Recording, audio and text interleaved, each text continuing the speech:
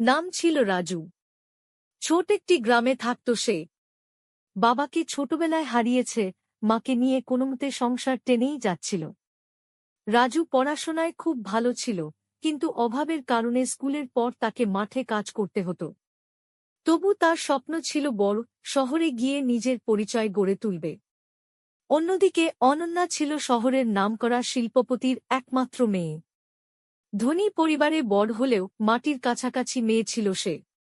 সমাজসেবায় ছিল তার আগ্রহ, আর এই সূত্রেই একদিন তাদের দেখা হয়। একদিন অনন্যা একটি গ্রামে আসে একটি স্বাস্থ্য ক্যাম্পের আয়োজন করতে।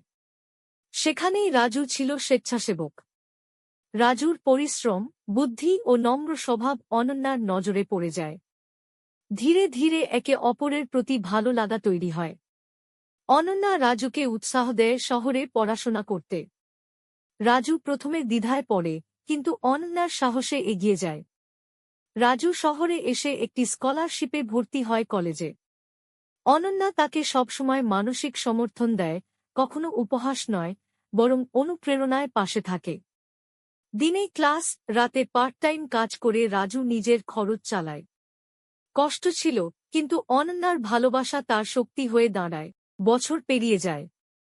রাজু এখন একজন নামকরা সফটওয়্যার ইঞ্জিনিয়ার। নিজের কোম্পানি খুলেছে। তখনও অনন্যা তার পাশে আছে, কিন্তু সমাজ তাদের ভালোবাসাকে সহজভাবে নেয়নি।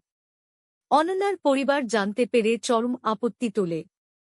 তারা রাজুকে অসম্মান বলে অপমান করে এবং অন্যাকে বলে সম্পর্ক ছিন্ন করতে। কিন্তু অনন্যা স্পষ্ট জানিয়ে দেয়, ভালোবাসা পয়সা দেখে হয় না।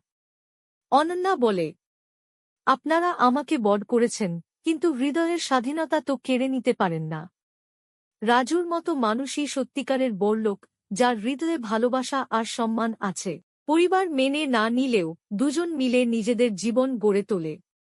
তারা একসাথে একটি এনজিও শুরু করে, যেখানে দরিদ্র মেধাবী ছাত্রদের সহায়তা করে। রাজু ভুলে যায়নি নিজের অতীত, আর অনন্যা ভুলে না রাজুর ভালোবাসার সত্যতা। সমাজ ধীরে ধীরে বদলায়, আর ভালোবাসা, সে তো সব ব্যবধান পার করতে পারে।